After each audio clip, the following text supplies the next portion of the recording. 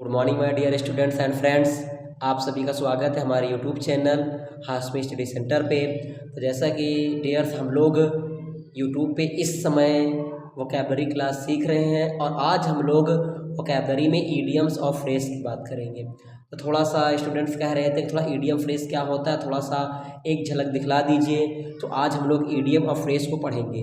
Dears आपको idiom और phrase याद नहीं करना पड़ेगा, ट्रिक्स में इसको भी सिखा दूंगा जैसे हम लोग एंटोनिम्स और सिनोनिम्स सीख रहे थे। बस आप अपना सपोर्ट बनाए रखिए, चाहे 6 महीने लगे चाहे साल भर लगे, लगातार वीडियो पड़ेगी और आपको सीखना है। ट्रिक और लॉजिक से यूट्यूब पर वीडियो पढ़ना है और बेहतर तरीके से आगे परफॉर्म्स करना है। तो चलिए आपसे एक वीडियो की स्टार्ट करने से पहले एक छोटा सा रिक्वेस्ट है, जो स्टूडेंट चैनल पर नए आए चैनल को सब्सक्राइब कर ले और अपने मित्रों के पास ज़रूर शेयर कर दे ताकि सभी का भला हो जाए। तो बिना देरी करते हुए अपनी वोकैबुलरी स्टार्ट करते हैं। आज ईडियम्स और फ्रेज है। ईडियम फ्रेज का मतलब होता है मुहावरा या लोकोक्तियाँ। चलिए ट्रिक से स्टार्ट करते हैं। चलिए देखिए, आ बेड ऑफ रोजेस, इसका मतलब होता है आ कंफर्टेबल सिचुएशन, आरामदायक स्थिति। हिंदी जिनको लिखना होगा अपना लिख लीजिएगा बाद में। आ बेड ऑफ रोजेस, आ का मतलब एक, बेड का मतलब होता है बिस्तर, ऑफ का मतलब का, रोज का मतलब होता है गुलाब। एक ऐसा बिस्तर जो गुलाब से लदा फदा है भैया। अब पलंग मिली, अब पलंग के ऊपर गुलाब पूरा बिछा हुआ है तो भैया बहुत ही मज़ा आता है भाई, गुलगुल गुलगुल लगेगा।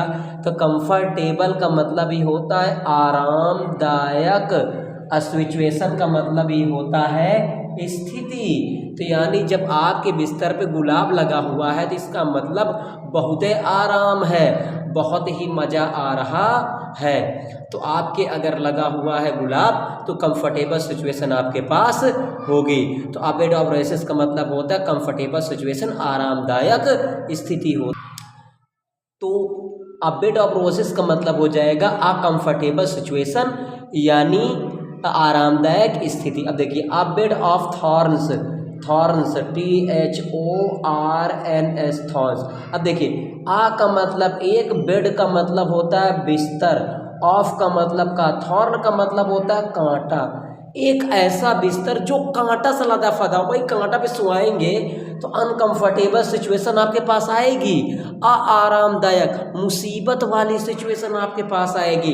तो आप इसी को ट्रिक से याद रखिएगा। यानी जब गुलाब का बिस्तर आया तो मज़ा आया, कंफर्टेबल, और जब कांटे वाला बिस्तर मिल गया तो भाई अनकंफर्टेबल, मज़ा ही नहीं आया भाई, गड़ रहा था कांटा तो मज़ा कहाँ से आएगा। तो आई होप आपको दोनों का आई होगी। नेक्स्ट देखिए, अब बर्ड्स आई व्यू, आ का मतलब एक, बर्ड्स का मतलब होता है चिड़िया, आई का मतलब आँख, व्यू का मतलब होता है नज़र, चिड़िए की तरह देखना, सरसरी निगाह।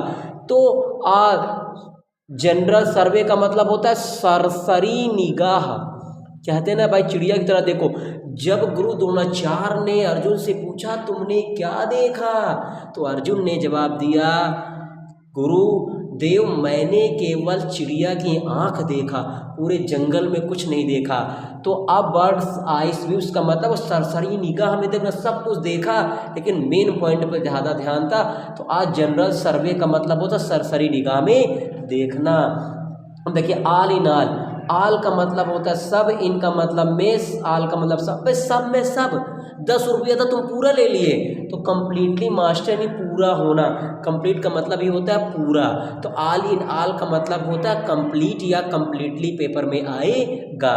तो सब में सब, जितना था सब ले लिया तो भाई कंप्लीट हो गया, कंप्लीटे ले चुका है। तो आल इन आल का मतलब होता है कंप्लीट मास्टर या कंप्लीटली पेपर में भी देकर आ सकता है। आई होप आपको समझ में आ रहा होगा। देखो आ का मतलब होता है एक, रेड का मतलब होता है लाल, लेटर का मतलब होता है अक्षर का, और डे का मतलब होता है दिन। देखिए जब हम लोग कैलेंडर में देखते हैं ना तो वहाँ पर जो इसका मतलब होता है एन इम्पॉर्टेंट डे, महत्वपूर्ण दिवस।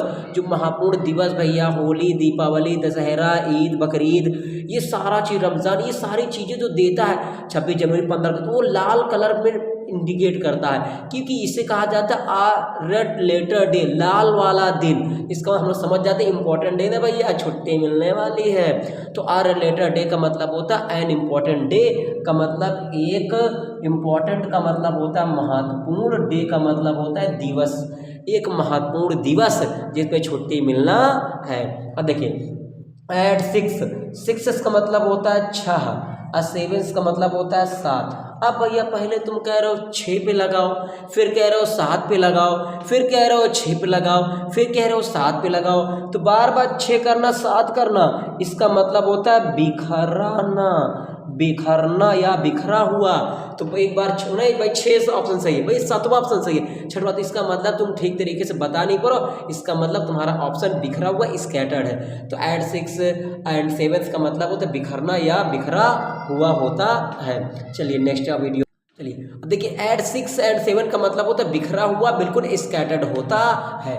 नेक्स्ट पर आइए, आई होप आपको अच्छे से आ रहा होगा। आ रहा है अच्छे तो लाइक जरूर करिए पहले, फिर आगे देखिए। अब देखिए आ का मतलब एक, फूल्स का मतलब होता मूर्ख, अपोस्ट्रोफिस का मतलब की, पैराडिस का मतलब प्रशंसा।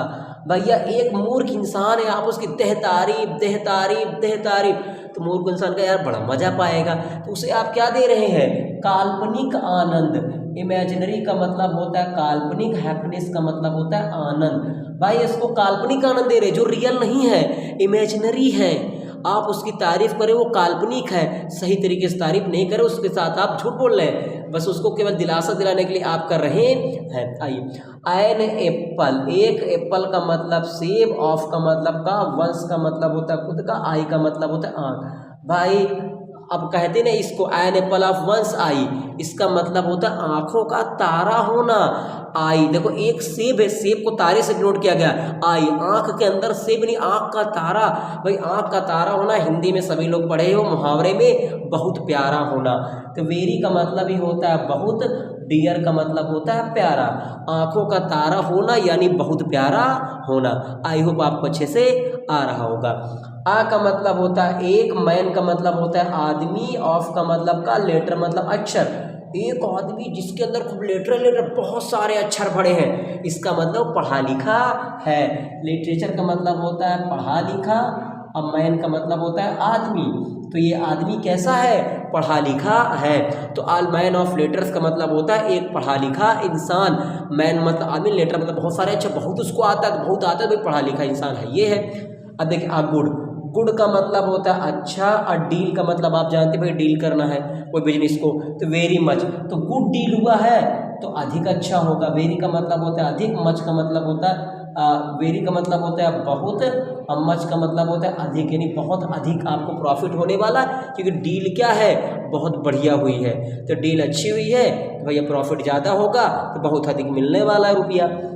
एप्पल का मतलब होता है सेब, और डिस्कॉर्ड का मतलब होता है झगड़ा।